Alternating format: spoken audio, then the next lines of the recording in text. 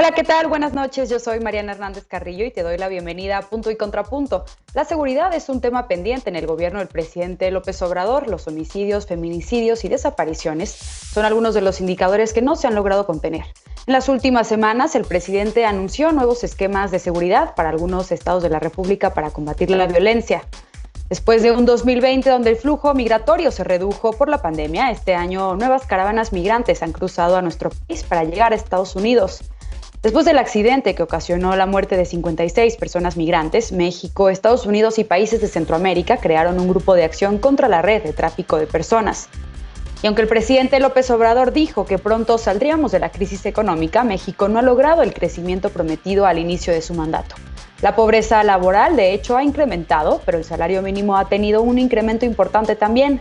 Además, el Banco de México estima que al cierre de 2021 la inflación se ubicará en 7.1%, la más alta en los últimos años. Esta noche hacemos un balance sobre la estrategia de seguridad, de economía y la política migratoria del gobierno de la 4T durante el 2021 y las expectativas de nuestras y nuestros panelistas para el próximo año. Acompáñanos esta noche, no te vayas que ya empieza Punto y Contrapunto.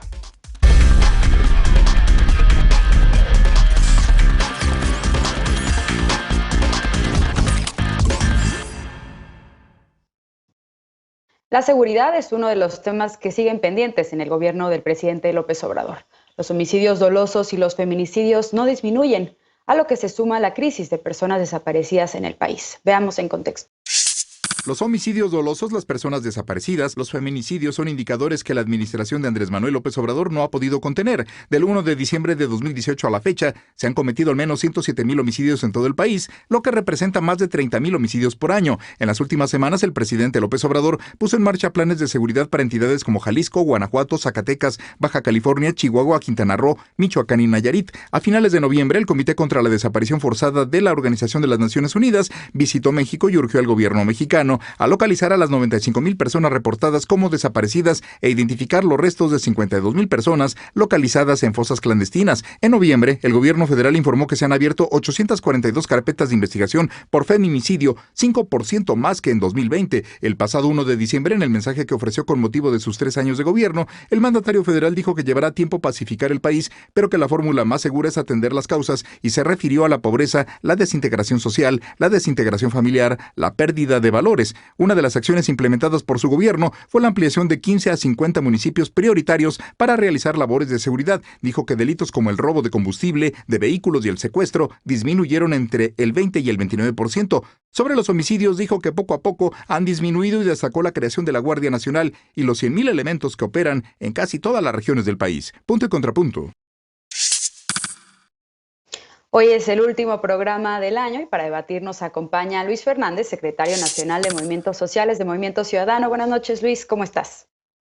Buenas noches, Mariano. Muchísimas gracias por la invitación. Saludos, Emiliano, y a las dos Anas. Bienvenido. Así es, hoy tenemos, también nos acompaña una amiga de Punto y Contrapunto, Ana Villagrán, diputada local por el PAN en la Ciudad de México. Ana, qué gusto tenerte por acá. Querida Mariana, es la primera vez que me toca ya como conductora de planta. Muchas felicidades y gracias por el privilegio de cerrar el año con ustedes. Gracias, Ana, por acompañarnos. Y nos acompaña también otra amiga de este programa, Ana Montaño, feminista y activista. ¿Cómo estás, Ana? Gracias, Mariana. Buenas noches a todas y todos. Contenta de igual cerrar el año en este programa. Gracias por la invitación. A ustedes. Y por primera vez nos acompaña Emiliano Morales Monreal. Él es asesor de Morena en el Senado de la República. Emiliano, qué gusto que nos acompañes hoy. Hola, ¿qué tal? Mi nombre es Emiliano Morales Hernández. Un gusto a todas y a todos y un saludo al auditorio. Muchas gracias por la invitación. Aquí estamos a la orden. Ahorita corregimos porque tenía tu nombre así, pero bienvenido, Emiliano. Y comienzo este primer bloque contigo.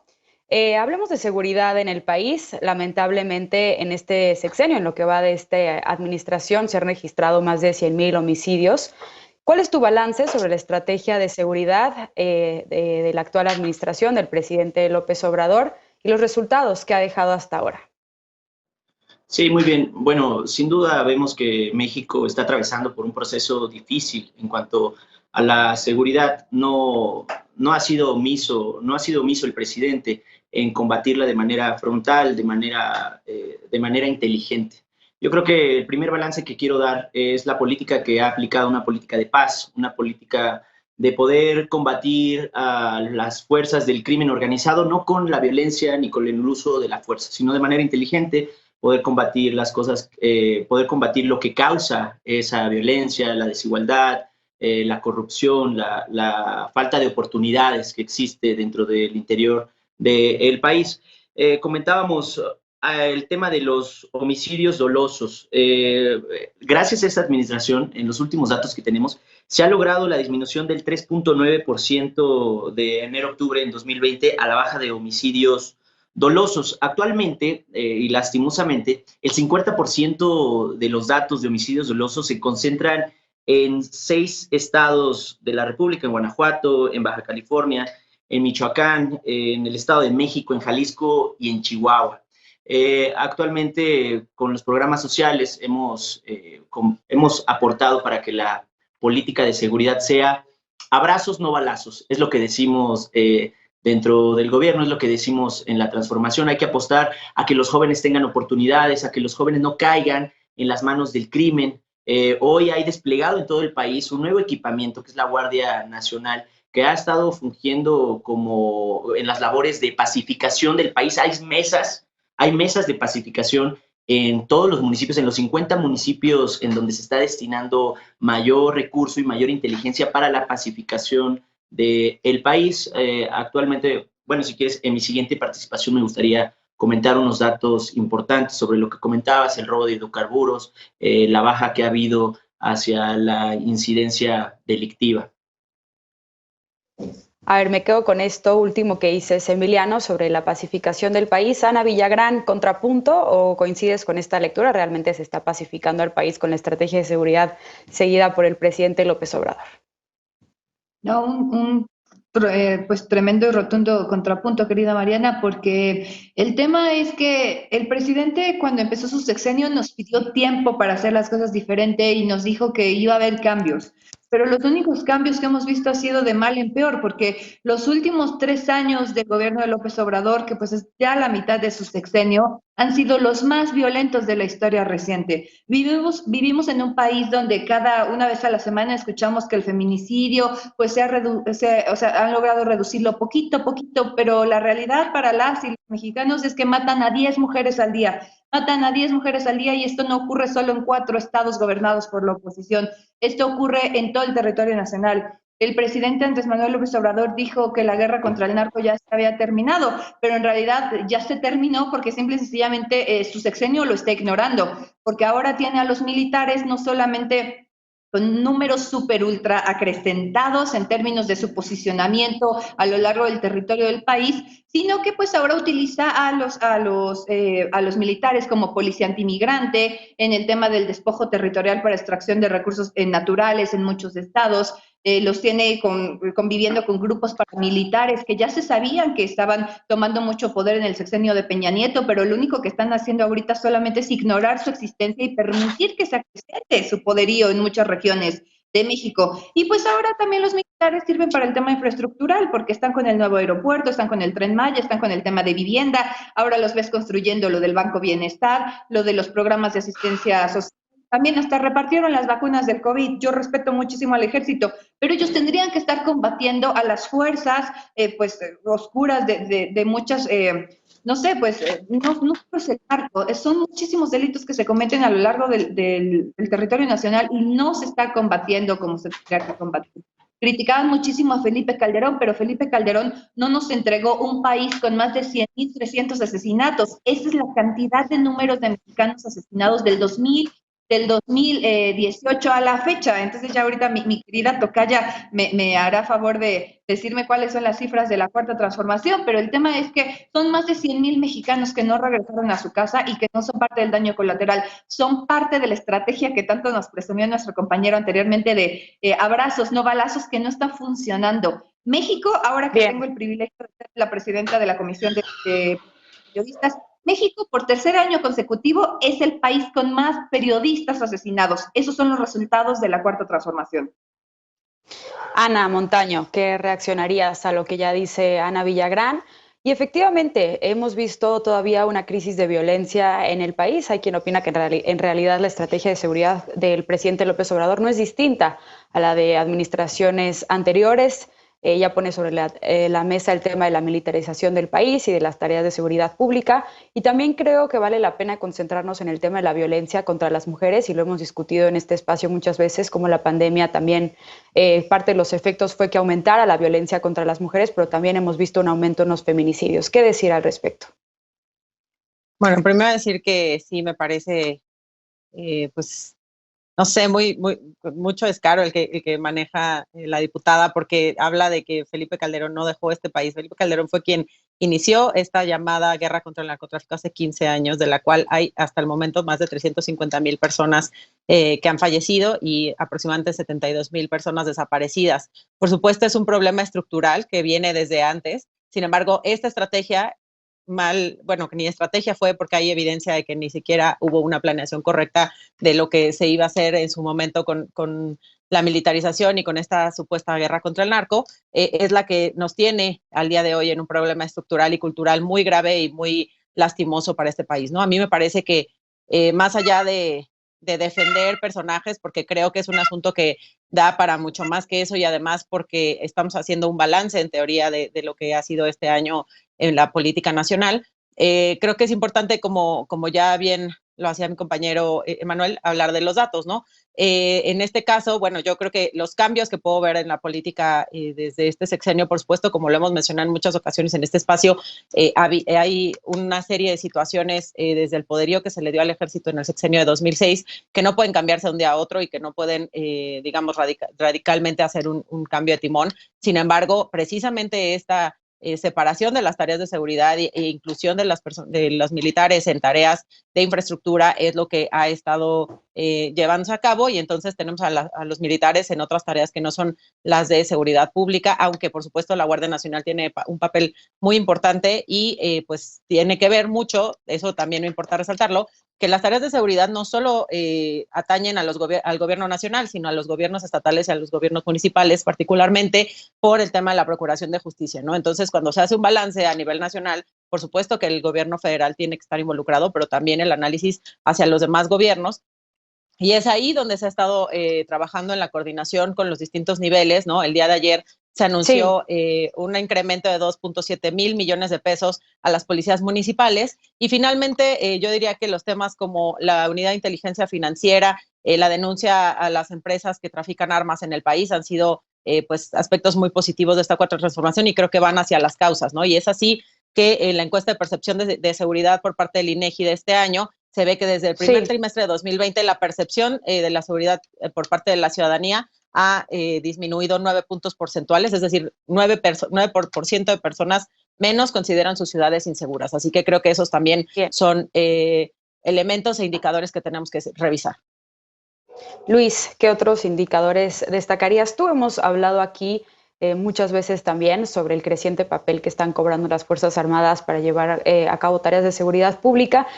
No sé si quieras contribuir sobre este tema y desde luego qué implicaciones tiene esto y la estrategia de seguridad del gobierno actual en el combate a la violencia. Sí, de acuerdo, Mariana. Mira, pues empiezo con estos datos de la percepción. Sabemos que la percepción está ligada a algunos delitos normalmente de alto impacto, pero eso no quita la realidad de los datos. Estos 100,000 millones, este número de estos 100,000 muertos que llevamos en estos 3 años, que son casi 100 homicidios al día en lo que va del sexenio. ¿No? A mí sí me parece una locura como sociedad este dato en particular. Escucho a Ana, nuestra diputada, compartiendo un contrapunto contra Ana, militante o simpatizante de la 4T, con Ana Montaño, y la verdad lo que pienso es una comparación, es irremediable una comparación entre Felipe Calderón y Andrés Manuel. Y no solo una comparación de personajes, es una comparación de programas de gobierno, es una comparación de acciones de gobierno en donde ambos personajes, ambos gobiernos han pugnado y han privilegiado la militarización de este país. Empezando por Calderón en su momento con su estrategia de la guerra contra el narcotráfico, sacan a los militares a las calles, es una estrategia que se ha profundizado, y en donde más se ha profundizado y donde la quieren llevar a la Constitución es en esta administración, no en la anterior, no en la del 2006, sino que han seguido la misma línea y lo peor aún es que se ha profundizado. Creo que ese es un dato muy relevante que hay que tener en cuenta y eso hace comparables a ambos gobiernos. Pongo un dato del extremo distinto. En Islandia, en 2017 hubo un asesinato, un feminicidio en particular, y todo el país se conmocionó. Es un país que tiene una tasa promedio de 1.8 homicidios al año. ¿Okay? El país se volca completamente a identificar las causas de la violencia, aunque sean en este nivel. En el país, ya dio el dato, Ana, son 10 mujeres al día que mueren por feminicidios y 100 homicidios en promedio. No solo eso, sino que también hemos aumentado el número de delitos, que ameritan una sanción penal, ¿no? Y eso lo que hace es seguir llenando las cárceles de las personas que menos recursos y menos capacidad tienen en este país, condenando a cientos y miles de personas a procesos de no reinserción social. Subrayo, porque lo menos que hace nuestro sistema carcelario en el país es garantizar la reinserción social. Si hacemos un balance, y déjenme poner las propuestas por delante, lo que me gustaría proponer, y como partido lo que hacemos desde Movimiento Ciudadano, es la idea de fortalecer las instituciones. Necesitamos crear instituciones civiles que honren el artículo 21 constitucional, instituciones para la prevención, para la persecución, para la investigación y para la sanción de delitos. Y esas instituciones pasan por fortalecer las fiscalías para que estos delitos efectivamente se reduzcan, y no solo en percepción, sino en los datos reales. Queda mucho que discutir y lamentablemente se nos fue el tiempo de este bloque, pero vamos a seguir hablando sobre seguridad al regresar de la pausa, pero enfocado en el fenómeno migratorio, porque este problema sigue vigente. Pese a los acuerdos entre México y Estados Unidos, las personas migrantes siguen llegando a nuestro país, incluso con el riesgo de sus vidas, como ocurrió en Chiapa de Corzo. ¿Lograrán los gobiernos de Centroamérica sus objetivos en esta materia? Regresamos con este tema, punto y contrapunto, no te vayas.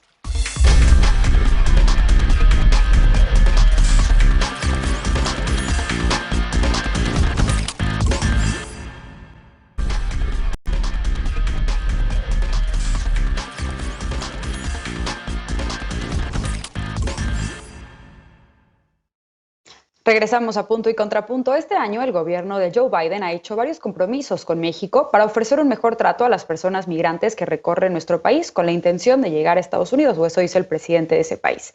Si han cumplido estos compromisos, son una buena medida para frenar el flujo migratorio. Veamos en contexto. Tras un 2020 donde el flujo migratorio se redujo debido a la pandemia, este año las caravanas volvieron a cruzar nuestro país con la esperanza de llegar a Estados Unidos. En algunos casos, los contingentes fueron disueltos por personal de la Guardia Nacional y del Instituto Nacional de Migración al llegar a la frontera sur de México. Quienes lograron cruzar la frontera también fueron retornados a sus países o a México, donde han tenido que permanecer mientras se resuelve su solicitud de asilo. De acuerdo con el Departamento de Aduanas y Protección Fronteriza de Estados Unidos, durante el año fiscal 2020 deportaron a 647,000 migrantes y este año la cifra alcanzó el 1,956,000. Durante 2021, los gobiernos de México y Estados Unidos hicieron una serie de compromisos para colaborar con los gobiernos de Honduras, El Salvador y Guatemala y contener la migración. En junio pasado, la vicepresidenta de Estados Unidos, Kamala Harris, se reunió con el presidente López Obrador y coincidieron en buscar una visión humanista para tratar el fenómeno migratorio. También acordaron establecer un grupo operativo especializado en combatir el tráfico y la trata de personas. Hace una semana, Guatemala, Ecuador, Honduras, Nicaragua, República Dominicana, México y Estados Unidos anunciaron un compromiso similar tras el accidente que ocasionó la muerte de 56 migrantes. Con el Grupo de Acción Inmediata contra la Red de Traficantes de Personas, cada país se comprometió a investigar en su territorio y establecer un mecanismo de intercambio de información con el resto. Durante este año, además, se han realizado otras reuniones entre funcionarios de México y Estados Unidos para establecer distintas acciones en materia de migración. Las medidas más recientes anunciadas fueron la reanudación del programa Quédate en México y la implantación del programa Sembrando Oportunidades en Guatemala, El Salvador y Honduras. Punto y contrapunto. Segundo bloque de la noche, ahora voy de atrás para adelante, empiezo contigo, Luis. Vaya reto que tenemos como país para atender el fenómeno migratorio. Apenas este año pues volvieron las caravanas migrantes después de que se detuvo un poco el flujo migratorio por la pandemia, y vimos la semana pasada un ejemplo del peligro que corren estas personas migrantes al intentar cruzar nuestro país después de la tragedia que ocurrió en Chiapas. ¿Qué decir sobre la política migratoria que está manejando la actual administración? Y también si quieres abordar el tema de la relación bilateral en este tema con Estados Unidos. Sí, Mariana, muchísimas gracias. Pues lo primero es que es lamentable que a partir de la muerte de estos 57 migrantes en el accidente de Chiapas se inicie otra vez una discusión pública sobre las políticas migratorias ante el fracaso de muchas de las acciones que estamos viendo que se llevan a cabo para contener o para proteger el tránsito, sobre todo el tránsito de migrantes en el país, ¿no? Tenemos esta característica en el país, como muchos y muchas saben, de ser un país de expulsión de migrantes, de origen, de tránsito, de destino y de retorno de migrantes. Y cada uno amerita un tratamiento, una discusión distinta en la agenda bilateral, en las políticas públicas que se atienden en el país y en fin, y vamos viendo riesgos en cada una de ellas, ¿no? De origen tenemos todavía miles, cientos de miles de personas de México, digamos, que se van a Estados Unidos o se van a otros países en busca de mejores oportunidades, ¿no? Este flujo migratorio no se ha contenido del país y seguimos expulsando más migrantes nacionales de los que recibimos. Y eso creo que habla también de una desatención fuerte de las políticas de atención en las comunidades con menor índice de desarrollo humano o más marginadas en el país para poder contener esa migración de nuestra propia población. Después tenemos el tema de tránsito, para mí uno de los más graves, ¿no? Los que enfrentan las peores condiciones de violencia, las peores condiciones de corrupción, las peores condiciones de viaje, en términos sanitarios, en términos, en términos de expectativa de cualquiera de los riesgos, ahora incluso, ¿no? La contención por fuerzas federales como la Guardia Nacional conteniendo el flujo migratorio. Los datos son impresionantes de la cantidad de personas que transitan, de la cantidad de personas envueltas en redes de corrupción. Y aquí hago un paréntesis. Creo que este tema en particular nos hace ver que las escaleras barridas de arriba para abajo no subsanan y no pueden contra las redes de corrupción que suceden desde los países de origen hasta el país de destino. Ahora también está el tema de retorno, que es uno de los temas del Quédate en México, ¿no? De la relación bilateral. Solamente 5% de las personas que son retornadas son resueltas de manera favorable. Y eso implica una carga otra vez para México como tercer país seguro para contener a todos estos migrantes que daban la cifra en el contexto de más de 650,000 personas, ¿no? O 1,900,000 personas repatriadas. Como Estado mexicano tenemos que tener la capacidad de poder atender a estas personas con políticas humanistas, mucho más humanistas, ciudades seguras de atención a migrantes que ofrezcan empleos temporales, entre otras tantas propuestas. Ana Montaño, desatención, dice Luis, por parte de las autoridades para las comunidades. Y es que habla de dos fenómenos que son distintos y que merecen la pena ser distinguidos, que es el fenómeno migrante de mexicanos que migran hacia Estados Unidos, que sí este año vimos cómo, volvió a aumentar esta cifra de migrantes. Habíamos tenido, un estancamiento en migrantes mexicanos que viajaban a Estados Unidos y ahora vemos este repunte. Y ahora también por parte de los centroamericanos, apenas esta semana llegó una caravana migrante a la Ciudad de México exigiendo diálogo con las autoridades migratorias. Hubo una movilización enfrente del Instituto Nacional de Migración porque al parecer no estaban respondiendo como sus peticiones como ellos pensaban. ¿Qué decir sobre la política migratoria actualmente? Sobre la violencia que vemos también en contra de los migrantes y la actitud xenófoba muchas veces. Nuevamente creo que este es un tema pues muy amplio, muy extenso, hay completas especializaciones en estos asuntos y justo creo que lo que estamos viviendo es esta transición entre asumirnos en México como un país origen de migrantes, ¿no? Que es como hasta este momento se ha llevado a cabo tanto la política migratoria y las mismas, la academia es como ha tratado este mismo fenómeno, como un país, como ya mencionaba Luis, las 4 distintas posibilidades de migración, ¿no? Que tienen que ver con el origen, el tránsito, el retorno y el destino, ¿no? Como país destino seguramente también se ha incrementado en las mismas cifras tanto del Instituto Nacional de Migración como de la Unidad de Política Migratoria, la CEGOP, lo marcan, ¿no? Y creo que pues, lo podemos ver sobre todo en la Ciudad de México, un importante incremento de ciudadanas y ciudadanos de países de América del Sur, como Colombia, como Venezuela, pero también yo creo que el problema y la crisis más álgida que tenemos ahora, pues tiene que ver con la migración en tránsito que tenemos desde los países de Centroamérica, particularmente Honduras, El Salvador y Haití recientemente, ¿no? Como bien decían, en 2018 pues iniciaron este tema de las caravanas migrantes. Y ahí también es importante decir que efectivamente, como ya se mencionaba, hay toda una red de corrupción, hay toda una red de crimen organizado transnacional que tiene que ver con estas redes de tráfico de personas, de trata de personas, ¿no? Por ejemplo, nuestra compañera Estefanía Veloz lo mencionaba en una columna que se publicó ayer en el periódico Milenio, cómo todas estas redes tienen una vinculación transnacional, y es precisamente por esa razón que las soluciones tienen que darse también de manera regional, ¿no? únicamente bilateral con Estados Unidos, sino con Centroamérica. Yo aplaudo de manera muy importante este grupo de acción inmediata. Qué mal que se haya dado a partir de una tragedia y no previamente, pero afortunadamente pues está ya en marcha este grupo y esperemos que tenga resultados más favorables, ¿no? Pero precisamente yo creo que tiene que ver con una concepción completamente distinta. La razón por la que los flujos migratorios han aumentado en los últimos años, no solo en nuestra región, sino en todo el mundo, es porque la globalización tiene que ver con ha mejorado la facilidad para comunicarnos, para organizarnos, para movernos, para obtener información, pero los mercados laborales y digamos, la migración sigue sin ser libre, ¿no? Entonces, esta es una actualización que tenemos que hacer. Si la información se mueve de manera tan fácil, es muy lógico que las personas van a empezar a moverse también de esa manera, y que las políticas migratorias tienen que ser mucho más flexibles y mucho más apegadas a la realidad para poder ser eficientes. Está comprobado que entre más, digamos, coercitivas son las medidas de ingreso a un país, más se incrementa la migración pues ilegal, ¿no? Entonces, eso es hacia donde tenemos que estar viendo como región. Ana Villagrán, celebras los acuerdos por parte de México con países de Centroamérica en política migratoria, y también cómo ves la relación bilateral, digamos, con Estados Unidos en este ámbito. Y también, ¿qué decir, sobre el fenómeno migratorio, qué decir también de la respuesta que ha tenido el presidente López Obrador a las caravanas migrantes que están llegando a nuestro país?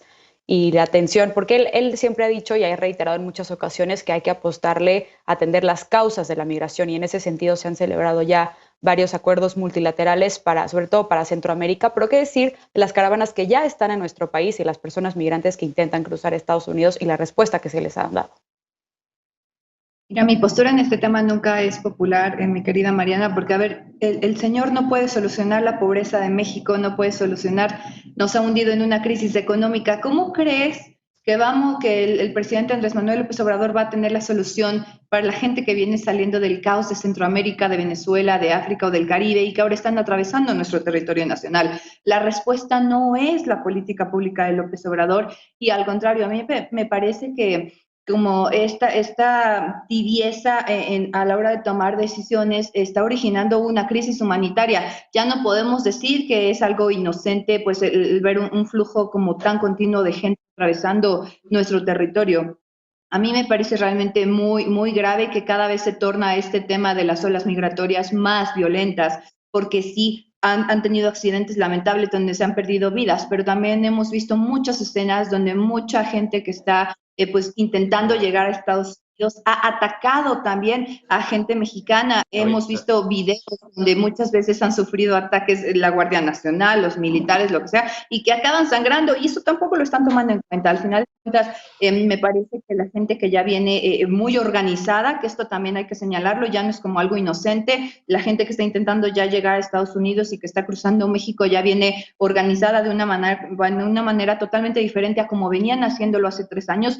Pero hay que ser bien claros al respecto. La gente no va a llegar a Estados Unidos, y yo creo que ese es el mensaje que le tenemos que estar dando. Se juega con su vida, se juega con su esperanza, se les pone en peligro, se les ofrece casi en platillo, en bombo, con oro, a todas estas redes de tratas de personas, porque qué bueno que lo señalen, qué bueno que conozcan su origen, pero el tema es por qué seguimos dejando entrar gente que al final no va a llegar a Estados Unidos y que está generando un caos infinito en Tijuana, en Mexicali, en Piedras Negras, en Ciudad Juárez, Chihuahua, en Nogales, Sonora. Me parece que es muy importante en este momento, así como señalaban del tema de la estrategia regional, escuchar a las y los ciudadanos que están siendo las receptoras de toda esta ola migratoria. Cualquier política humanista y cualquier política que busque que cualquier persona tenga una mejor calidad de vida me parece que es aplaudible, pero no podemos, como México, seguir siendo tan irresponsables de tener las fronteras tan abiertas cuando solamente estamos siendo receptores de un problema al que no se le está dando ninguna solución.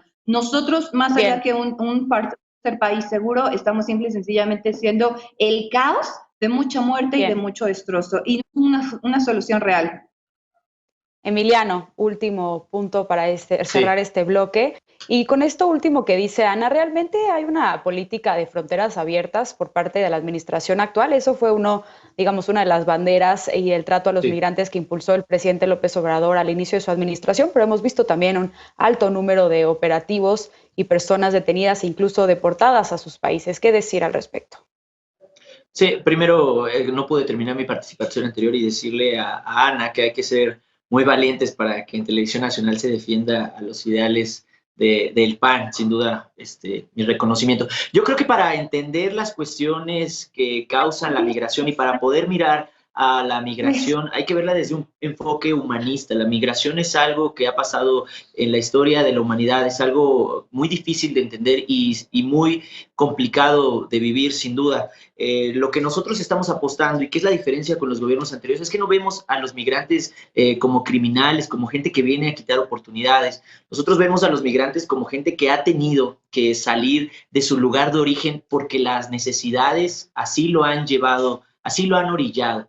Por eso la política del presidente ha sido muy clara. Hay que apostar a erradicar las causas que generan la desigualdad de primer momento y las causas que generan los flujos migratorios. En este caso, lo que tiene que ver con Centroamérica, que es de donde proviene el mayor flujo migratorio de México hacia Estados Unidos. A mí me parece fantástico que estas reuniones que ha habido de alto nivel entre funcionarios mexicanos y funcionarios de Estados Unidos, ¿para qué? Para apostar a inyectar dinero, a hacer más próspero a Centroamérica, no a levantar muros, no a levantar, a criminalizar a nuestros migrantes. Esto que comentaban al principio, Sembrando Oportunidades. ¿Qué es Sembrando Oportunidades? Es un programa que pretende llegar a más de 500,000 jóvenes en riesgo de distintos países, de Honduras, de El Salvador, de Guatemala, que son los principales móviles en donde de gente que viene en flujo migratorio. La cooperación internacional, la Agencia Mexicana de Cooperación Internacional y la Agencia de Estados Unidos para el Desarrollo Internacional están apostando, se logró en este último visita del presidente a Estados Unidos, que inyectaran recursos, que se copiara el modelo Sembrando Oportunidades y entonces ahora sí a que los jóvenes que están en esos países puedan tener algún ingreso económico y no necesariamente tengan que apostar por moverse de su lugar de origen.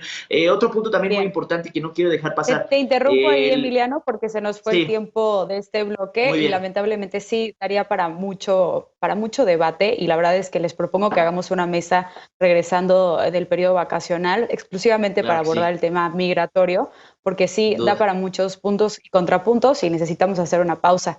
Con nuestros panelistas al regresar vamos a analizar la economía de este 2021, la creación de empleos, el PIB, la inflación. Regresamos con esto, punto y contrapunto, no te vayas.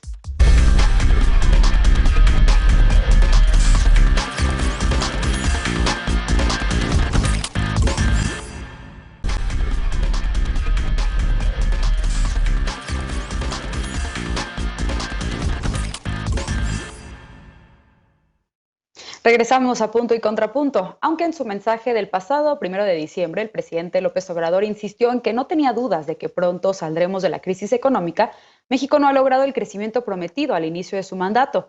De acuerdo con diversos análisis, aunque se espera que el año cierre con un crecimiento del 6% respecto al año pasado, es un crecimiento insuficiente al Producto Interno Bruto registrado al inicio de la pandemia.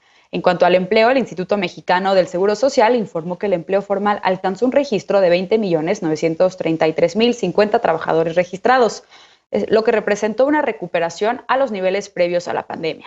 Pero según la organización México ¿Cómo vamos?, esta recuperación no considera a quienes se han incorporado ya al mercado laboral y apunta que además de recuperar los puestos perdidos, sería necesario generar 100,000 nuevos puestos de trabajo cada mes para satisfacer la demanda de empleo. Además, aunque el salario mínimo ha tenido un incremento muy importante, la pobreza laboral también se ha incrementado. Según Coneval, la pobreza laboral en el segundo trimestre de este año alcanzó el 38% de la población. Es decir, 50 millones de personas que trabajan y perciben un salario no ganan lo suficiente para adquirir una canasta básica. La inflación, que no es responsabilidad del gobierno federal, sino del Banco de México controlarla, es otro indicador que se ha visto afectado durante la pandemia. El Banjico estima que para el cierre de 2021 la inflación se ubicará en 7.1%, la más alta en los últimos 20 años. Último bloque de la noche, comienzo contigo, Ana Montaño. Pues sí, el segundo año que atravesamos esta pandemia de la COVID-19 y desde luego que hubo repercusiones en la economía. ¿Qué decir de los indicadores macroeconómicos, que ya ponía yo algunos en contexto, al cierre del 2021 y tus expectativas para el siguiente año? Yo creo que sí es importante esto que mencionas del contexto, porque justamente no puede analizarse los cambios en la economía que ha habido en los últimos 2 años sin tomar en cuenta el factor terrible de la pandemia por COVID-19, ¿no? Y parece que de pronto algunos análisis, pues no muy serios económicos, pues lo están tomando de esa forma, ¿no? Tanto la parte del crecimiento, pues por supuesto que ha sido un tema no solo a nivel del país, sino a nivel mundial. Creo que en general la economía mexicana ha estado siguiendo como las tendencias mundiales, ¿no?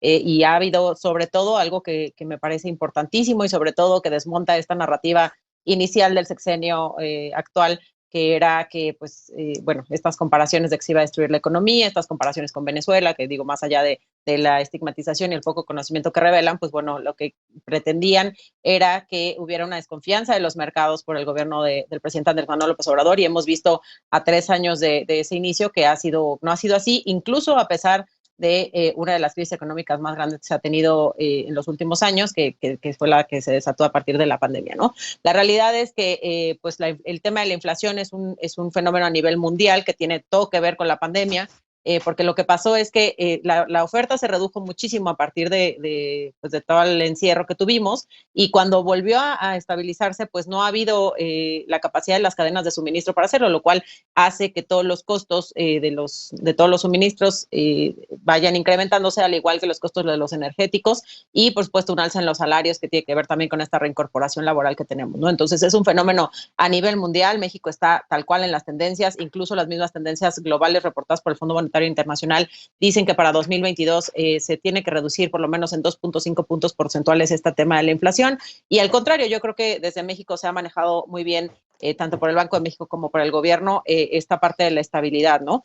Igualmente, pues tenemos finanzas públicas sanas, tenemos una buena inversión extranjera, confianza en los mercados, la estabilidad del dólar es un indicador que a mí me parece que ha sido muy bueno. Y también nuevamente yéndonos a las encuestas, porque me gusta a mí, además de los indicadores como estos que se ven en los mercados, sino ver qué está pensando la gente, la encuesta del INEGI otra vez de la confianza del consumidor y sobre todo esta percepción de la situación económica familiar, tanto del hogar como la nacional, ha crecido entre 2.2 y 2.8% en el último mes en el año, y lleva una tendencia en la alza desde mediados del año, así que creo que finanzas sanas en la 4T, y pues bien dijo el presidente, tengan para que aprendan a los neoliberales. A ver, Luis, contrapunto, ¿o cuál es tu balance sobre la política económica este año? Desafortunadamente seguimos teniendo una economía cargada hacia la informalidad. ¿Qué implicaciones tiene esto para el país y cómo crees que ha sido la estrategia del gobierno de la 4T para enfrentar los efectos de la pandemia en materia económica? Déjame agregar un punto del segmento anterior, Mariana, antes de brincar a responder este tema, y nada más para decirle a Emiliano que tiene mucho valor defender una postura política en espacios públicos, pero tiene mucho más valor, o en tu caso, o mucho más coraje, mentirle de manera frontal a la gente. La criminalización de la migración se vive simplemente con un dato en donde vemos más de 2.500 migrantes detenidos tras las rejas, privados de la libertad, subrayo, actualmente, ¿no? Cuando se les prometió libre tránsito por el país.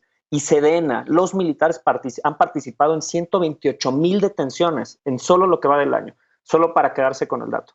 En materia económica, Mariana, respondo rápido la pregunta, el año cierra mal, y en realidad el trienio creo que cierra muy mal. El presidente reconoció abiertamente el 1 de diciembre la crisis económica. Lo que no compartimos son las causas y los orígenes de esa crisis económica. No hay un argumento constante, incluso antes de la pandemia, para que no colguemos solo el argumento a la pandemia, en donde simplemente echa el argumento y la carga de la crisis económica a los gobiernos neoliberales de antaño que no han logrado resolver efectivamente ni la desigualdad, ni la corrupción, ni la inseguridad en el país, como no lo ha logrado resolver él. Pero peor aún, tenemos en este trienio 5 millones más de pobres. 5 millones más de personas que hoy no tienen acceso a bienes y servicios básicos. Suman un total en el país de 55 millones de personas en la pobreza. El tema con Andrés Manuel y con esta administración es que muchos de esos millones de pobres se pudieron evitar, porque eso es consecuencia de las decisiones o de las malas decisiones de su gobierno, no necesariamente ni del neoliberalismo, ni de los fantasmas que quiera cargar del pasado, sino ya es un tema de responsabilidad y de decisiones que no tomó durante la pandemia. Entre ellos, la propuesta constante que se hizo y que se implementó en más de 90 países del mundo de un ingreso de emergencia para personas en edad productiva para que pudieran recibir ingresos y no perdieran el sustento para sus familias. En México eran más o menos 12 millones y medio de personas que abandonó esta administración y esa es la consecuencia de tener más millones de pobres. 15 millones de personas más sin servicios de salud. Pasamos de 20 millones de personas a 35. Para mí esos son los datos más relevantes de la crisis económica, que se deriva en una crisis social. Lo de la inflación es la última consecuencia. Afecta también a quienes menos tienen, porque las personas más pobres de este país, por eso pueden comprar hoy menos bienes con el mismo ingreso. Y creo que esa es una consecuencia grave que cierra muy mal este trienio de la 4T. Que todas y todos los habitantes vivimos la inflación cuando vamos simplemente al supermercado, pero desde luego que también hay que decir, es una competencia, una facultad del Banco de México controlar la inflación y mantener el poder adquisitivo. De hecho, se acaba de anunciar un alza en la tasa de interés. Emiliano, ¿qué respondes a lo que dice Luis sobre el aumento en la pobreza, que es un hecho que estamos enfrentando? ¿Y qué decir de la política económica y tu pronóstico para el próximo año? A los televidentes que en el tema económico vamos bien. No hay que dejar de lado, bien lo comentó Ana Montaño, no podemos dejar de observar que el mundo entero atravesó por una crisis económica debido a la pandemia, muy fuerte, una crisis muy fuerte, y que en estos momentos es uno de los argumentos que está ocupando los opositores, el gobierno, el querer culpar a la política económica del actual gobierno, la inflación que se está viviendo. A mí me gustaría tocar este tema en particular porque he visto en redes y he visto en el debate público que hay una especulación de mala fe en cuanto a lo que tiene que ver la inflación que se está viviendo, las presiones inflacionarias que se están viviendo a nivel mundial. Recordemos que estamos saliendo en un proceso de pospandemia. Lamentablemente en el mundo, vivimos en un mundo globalizado, en un mundo interconectado. Las cadenas productivas se vieron afectadas, hubo una disrupción en las cadenas productivas debido a la pandemia. Esto generó sin duda escasez de ciertos bienes y de ciertos productos. Es ahí en ese momento en donde empieza a generarse un proceso inflacionario muy fuerte a nivel mundial. Yo creo que uno de los grandes aciertos de la política económica del presidente Andrés Manuel López Obrador fue no haber contraído deuda de primer momento y no haber inyectado dinero al sistema de circulación, porque hubiera generado que en estos momentos tengamos una inflación como la que está viviendo Brasil de más del 9%. Creo que el control prudente de decir no hay que cerrar la economía al 100% para que siga habiendo flujo económico dentro de la gente, dentro de la gente, eso ha permitido que sí, vivimos un proceso inflacionario como no se había visto en mucho tiempo, pero creo que el Banco de México y las políticas de la 4T lo han hecho muy bien. El día de ayer se anunció un incremento de 50 puntos base para la tasa de referencia de interés en México. Se había estado manejando más o menos en 25 puntos base, un cuarto de punto porcentual. Se hicieron 4 de esos aumentos al año, que ha logrado mantener una inflación equilibrada, ¿no? No se ha metido, no se ha inyectado capitales a la circulación para evitar que el poder adquisitivo de la gente vaya en decadencia. Yo creo que las políticas económicas del presidente en cuanto a ese sentido han ido muy bien. Ahora vemos cuál ha sido la apuesta del gobierno de México, apostar a los de abajo. Lo hemos dicho muchas veces y no nos vamos a cansar de repetirlo. De acuerdo. Está inyectando capitales a la gente, en las comunidades más apartadas, en lugares donde de verdad, si ustedes se van a parar durante más de 30 años, y es aquí en donde durante más de 30 años se olvidó a la mayoría de la población. Hoy estamos trabajando con un ejército de gente trabajando en el territorio justamente para que pueda tener un apoyo económico, hoy la gente está recibiendo los apoyos sociales tan criticados. Emiliano, te tengo que interrumpir ahí porque si no se nos va el tiempo del programa y todavía me falta escuchar a Ana. Ana, te voy a pedir brevedad y tienes la oportunidad de cerrar el programa. Sé que tienes muchos contrapuntos. ¿Qué decir de la política económica actualmente, tu pronóstico para el siguiente año y del hecho de que haya tantas personas que tengan 38% de la población que percibe un salario y aún así no le alcanza siquiera para comprar una canasta básica, que me parece nada menor este dato de Coneval? Sí, es que es ridículo que vengan a decirnos que la Cuarta Transformación lo ha hecho bien en temas económicos cuando hoy, cuando sales a comprar un kilo de tortilla, te cuesta 26 pesos. 26 pesos. Ustedes, queridos compañeros de la Cuarta Transformación, han comprado un kilo de tortilla en 26 pesos. Eso es inaceptable. O sea, el tema es que la gente no vive todos los días de la percepción, como me decía nuestra tocaya Ana Montaño, es decir, de la percepción, la gente no se alimenta todos los días y el tema es que hoy te cuesta más trabajo pagar las cosas. La Asociación de Bancos de México ha señalado que la inflación afecta directamente en el tema de los préstamos personales. Hoy las tasas de intereses van a la alza, lo que quiere decir que tú, como cualquier mexicano de la clase media o de la clase baja, te vas a tardar muchísimo más en pagar tu tarjeta de crédito, te vas a tardar en pagar más tu hipoteca, cualquier préstamo personal, y eso se traduce en mayor morosidad. Es decir, tú vas a estar endeudado más años. Yo no podía estar más de acuerdo con mi compañero de Movimiento Ciudadano, con Luis, que todo esto se reduce a la toma de decisiones y tan lo están haciendo mal en la Cuarta Transformación que por eso López Obrador se echó para atrás en la decisión de poner a Arturo Herrera al frente de Banco de México, porque él iba a ser firme en su política económica y no se iba a prestar a estar pues de tapete con el presidente Andrés Manuel López Obrador para estar permitiendo un mal manejo económico que permitiera solo estar solventando sus locuras de programas sociales. Entonces, en eso se traduce.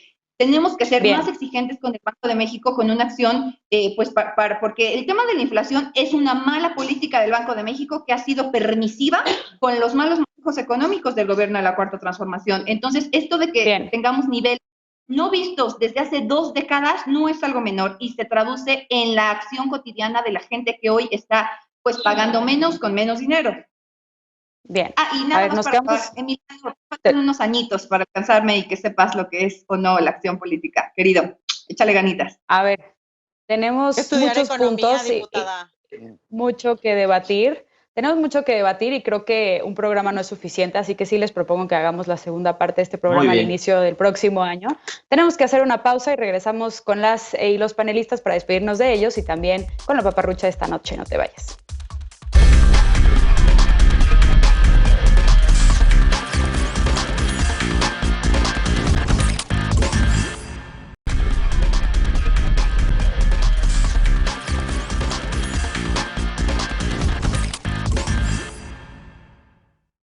Regresamos a Punto y Contrapunto. Esta es la última emisión de Punto y Contrapunto de este año. 2021 se acaba y en 15 días quizá estarás precisamente a esta hora lista o listo para comer 12 uvas.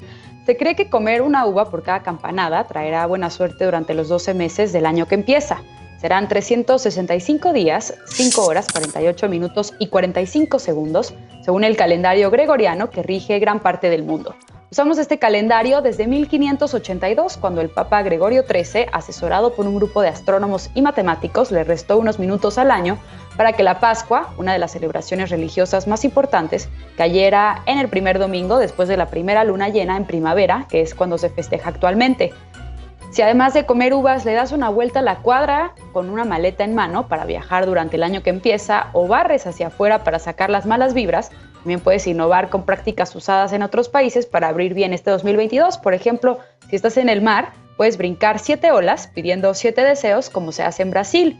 También puedes romper la vajilla usada para cenar con la esperanza de tener muchos y buenos amigos como lo hacen en Dinamarca. O besar a la persona que amas justo a las 12 de la noche como se suele hacer en Estados Unidos. Cualquier cosa que decidas hacer, disfrútala y sobre todo diviértete. Felices fiestas y muy feliz 2022, que todos tus deseos se cumplan. Y recuerda que seguimos en una pandemia, así que por favor no bajes la guardia, protégete con el cubrebocas, que sabemos que es lo que previene contagios, vacúnate cuando te toque. Y también muchas gracias por habernos acompañado hoy a lo largo de este año en Punto y Contrapunto en esta nueva etapa. Gracias también a las y los panelistas que nos acompañaron hoy y que sé que tienen muchas ganas de debatir el próximo año también. Gracias Ana Villagrán, gracias Luis Fernández, gracias Ana Montaña, gracias Emiliano. Nos vemos el próximo año. Cuídense y feliz fin de año para todas y todos. Muy buenas noches. Yo soy Mariana Hernández Carrillo. Descansa. Felices vacaciones.